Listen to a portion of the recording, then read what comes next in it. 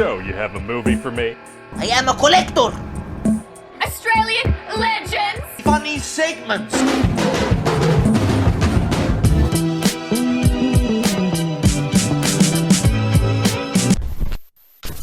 And go. What's up, everyone? It's Adam from FWCI. Jingle All The Way pitch meeting. Man, this is gonna be fun. Now, I just reacted to Jingle All The Way the other day. In fact, let me know what you think. I think I'd seen it as a kid. I remember like flashing glimpses of it.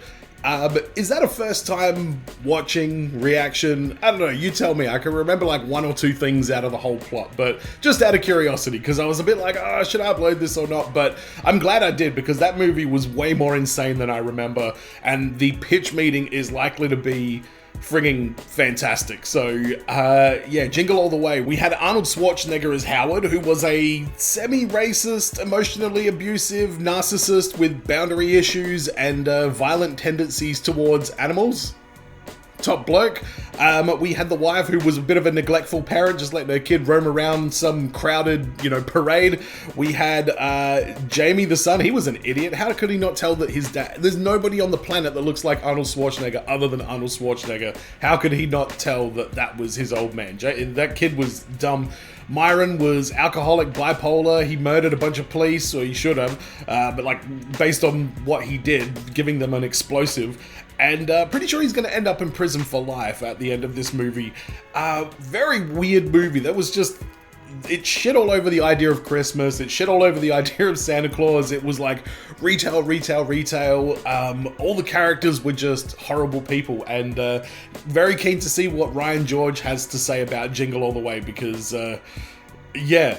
I think there is a lot to say about it, but this is an old pitch meeting as well. This is like 3 years old. So let's check it out. Subscribe if you're new to the channel. Hit the like button right now, and let's do this. So, you have a Christmas movie for me? Yes, sir, I do. So the main character is this guy named Howard, and he's a workaholic. Uh-oh, a workaholic at Christmas time? That can't be good. Right, so he accidentally spends too much time selling mattresses and has to rush to his kid's karate class that he promised he'd be at. So he does sell mattresses. Oh my god, I couldn't believe that. Your number one customer.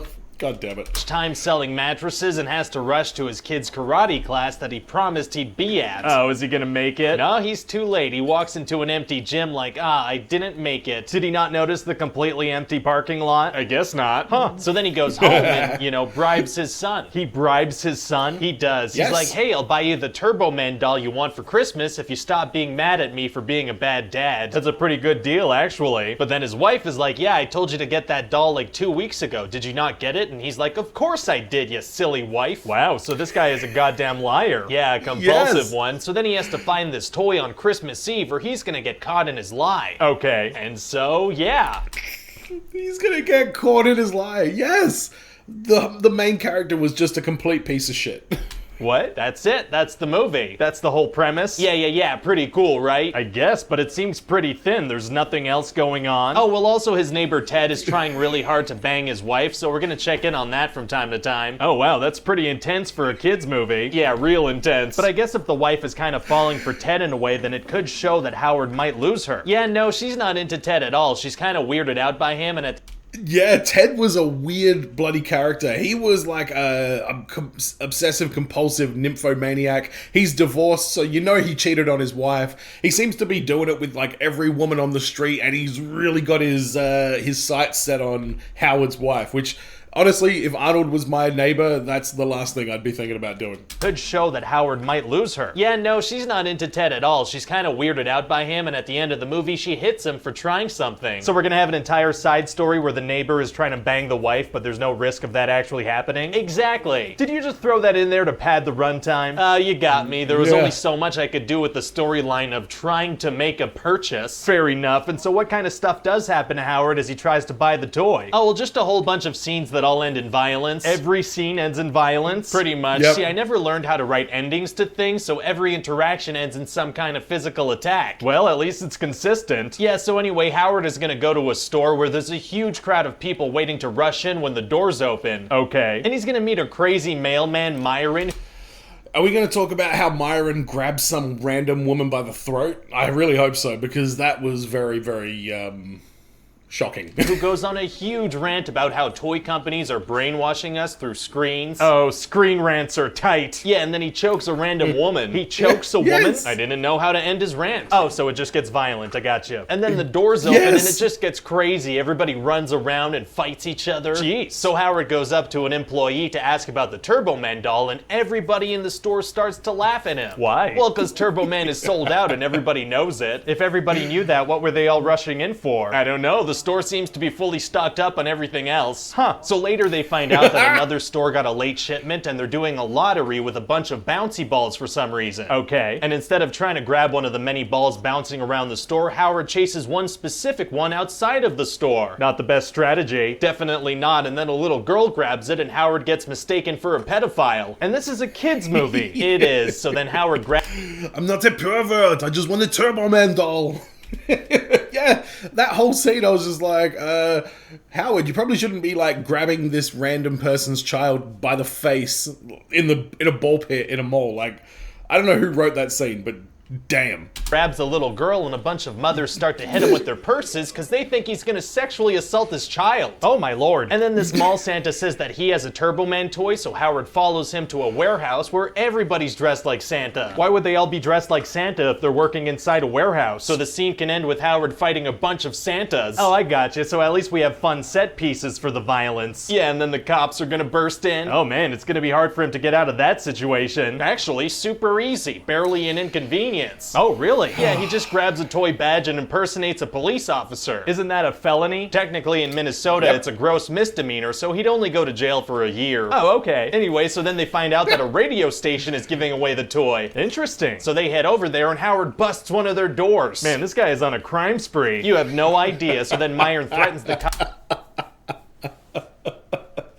A crime spree is absolutely the best way to put it.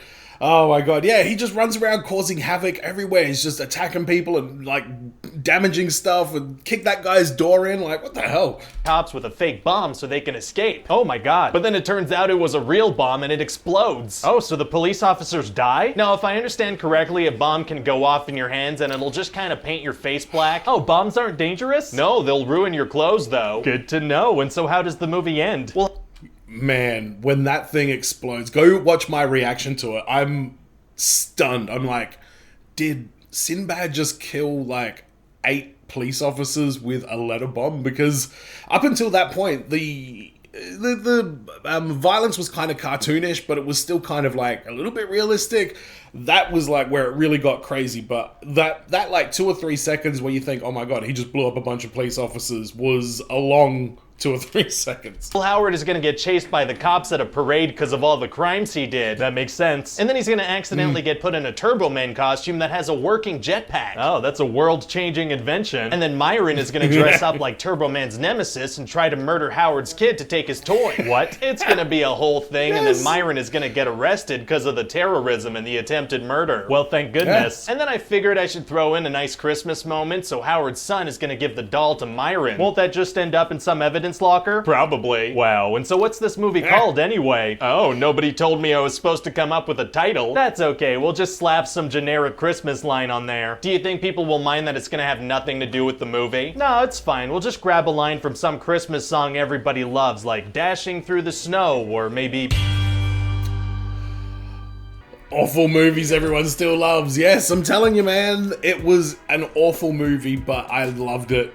Start to finish. Arnold was just a spectacle.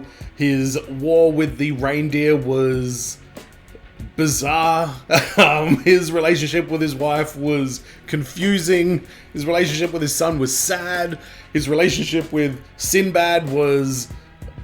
it was weird. It was awkward. They were both just absolute, like, scumbags. Like, it was a very bizarre movie.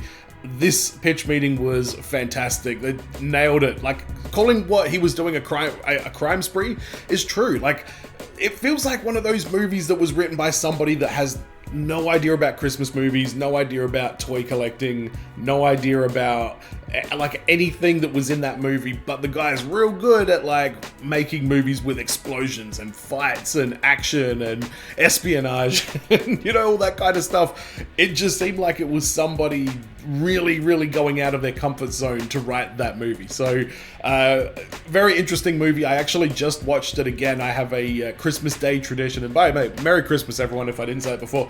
Have a Christmas Day tradition where we watch a terrible movie, me and the missus. So far over the years we've watched Pee Wee Herman's Big Adventure, the old one with the bike. The new Pee Wee Herman that has Joe Manganiello in it, we watched that the following year. We watched Blazing Saddles, which isn't a bad movie, but if you change the definition of bad to mean like something else, it's kind of a bad movie in a way. But that was maybe the exception to the rule.